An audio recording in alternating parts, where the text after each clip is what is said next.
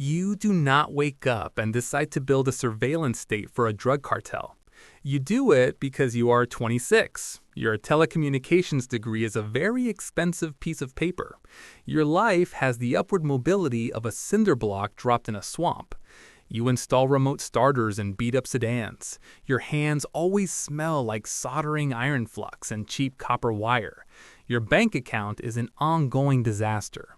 The transmission on your hatchback slips every time you merge onto the highway. Your landlord leaves passive-aggressive voicemails. Your mother asks what you are doing with your life. You change the subject.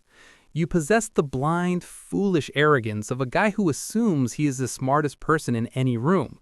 You think you can outwit consequences. Then it is Tuesday. Two men step into the shop. They do not look at the stereos, they look at you.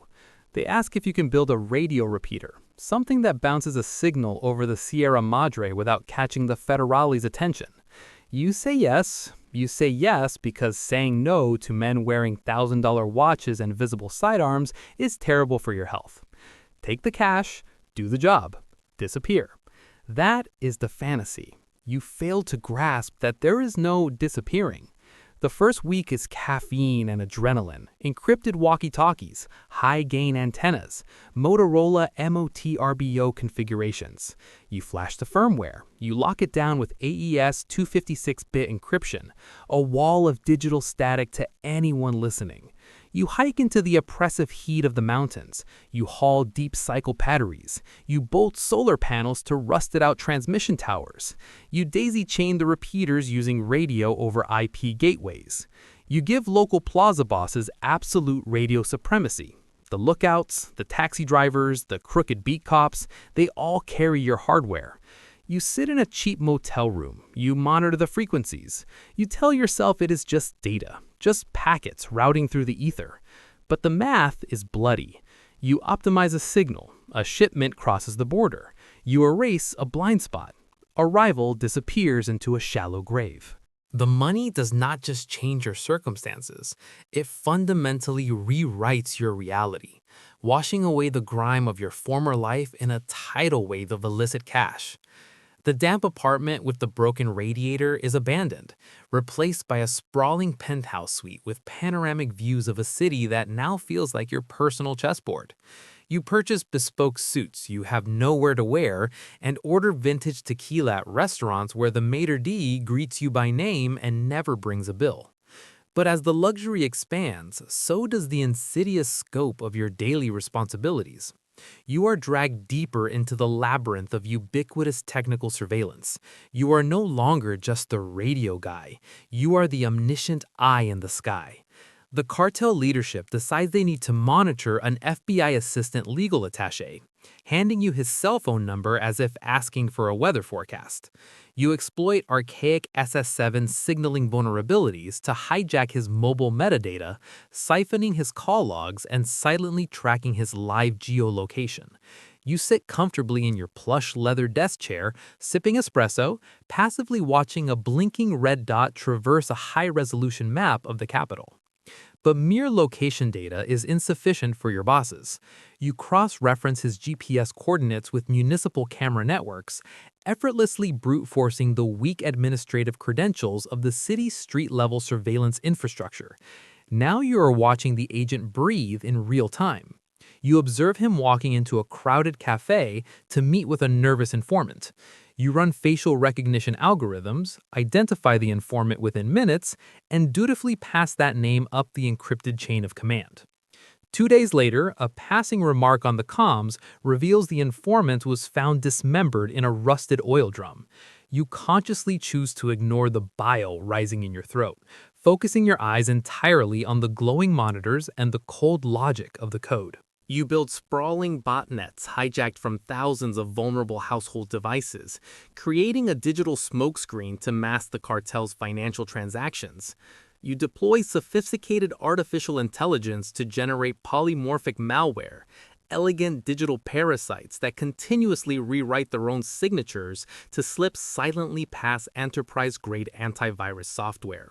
You are operating at the absolute bleeding edge of the cyber warfare frontier, reducing human lives to variables in a script, The illusion of untouchability hardens into concrete reality when the international hacktivist collectives launch a crusade against your employers. Anonymous releases a highly produced video manifesto threatening to dox the cartel's network, expose their corrupt political allies, and paralyze logistics unless an abducted member of their collective is released unharmed. They dub it Operation Cartel, approaching the situation with the naive enthusiasm of internet crusaders who believe cyberspace is a democratic sanctuary immune from physical repercussions. Your bosses do not panic. They simply summon you into a suffocating, windowless conference room reeking of cigars and cheap cologne, handing you a blank check to hunt the attackers down. You understand the brutal truth these hacktivists have yet to learn. The internet is merely another theater of asymmetrical warfare, and digital provocations are always answered with kinetic meat-space violence. You utilize aggressive reverse hacking methodologies, quietly deploying deceptive honeypots and tracing their intrusive connections backward through heavily obfuscated layers of international proxy servers. You effortlessly bypass their embarrassingly rudimentary operational security protocols, systematically peeling back their virtual private networks to isolate their physical IP addresses. You map these unmasked digital footprints directly to residential addresses in quiet suburban neighborhoods, handing the GPS coordinates to the cartel's heavily armed physical security specialists. When tactical strike teams physically stalk the hacktivists in their own neighborhoods, the brave online bravado evaporates overnight. The decentralized operation collapses into terrified disarray as the collective suddenly realizes exposing a cartel leads to indiscriminate abduction and agonizing death. You watch the frantic chatter in the darknet forums go dead quiet. You experience a sickening, paradoxical rush of immense professional pride inextricably tangled with cold dread. You have single-handedly defeated a massive global collective of brilliant hackers from a climate-controlled server room. But in doing so, you have irrevocably cemented your unparalleled value to absolute monsters. You meticulously manage the darknet procurement infrastructure, sourcing untraceable cryptographic hardware while dodging state intelligence agencies. Your network architecture is impenetrable, but your personal isolation is absolute. You are far too valuable to ever leave. Your exceptional technical skills have guaranteed your physical survival for another day, but they have simultaneously forged the indestructible bars of your own digital cage. March 2011. The illusion shatters. The DEA runs an operation, too legit to quit. They flip a high-level distributor in Texas. He breaks. He trades the crown jewels to save his wife. The BlackBerry pins of the absolute top leadership, Z40, Z42, the bosses. The DEA shares the intelligence with a Mexican federal police unit, a sensitive investigative unit, supposedly secure, completely compromised. The information leaks immediately. 3 weeks pass. The bosses discover the betrayal. They know exactly who accessed those pins. Retribution begins. It defies human logic. The target is Allende, a quiet town near the Texas border. You are on shift in the C4 command center. The radio traffic erupts. Orders come down the wire. 50 trucks, heavily armed men, rolling into the town. You switch the feeds. You tap the municipal cameras. You watch. Armed men flood the streets, house to house, kicking in doors, grabbing the Garza family, grabbing associates, grabbing a 15-year-old boy. He is just standing on a corner. Wrong place. Heavy construction equipment arrives. Bulldozers. They tear down the houses. Concrete crumbles. Dust fills the camera lenses. Complete destruction in broad daylight. You sit in your chair, paralyzed. The screens glow. Local police do nothing. The military outpost do nothing. The fire chief comes on the scanner. He orders his men to stand down. You hear his voice crack. You cannot fight bullets with water. The gunmen load dozens of people into trucks, maybe hundreds. They drive them to a ranch outside the camera grid. The feed shows nothing but empty, ruined streets. But you see the smoke. Thick, black, greasy, rising into the clear blue sky. You monitor the encrypted comms. They are using a storage shed filled with hay. dousing the people in gasoline, lighting the matches, feeding the fire for hours, human ash falling like snow. You pull the headset off and let it clatter against the desk. Your hands will not stop trembling. The glowing monitors blur into a meaningless smear. You built the invisible infrastructure that perfectly coordinated this slaughter. Your encrypted repeaters carried the execution orders. Your hijacked municipal cameras secured their perimeter. You walk on numb legs to the bathroom, lock the door, and vomit until your throat bleeds. You stare into the mirror above the sink, realizing with absolute clarity that the face looking back belongs to a dead man. You understand, finally and completely, that there is no exit. You are a prisoner of your own exceptional competence.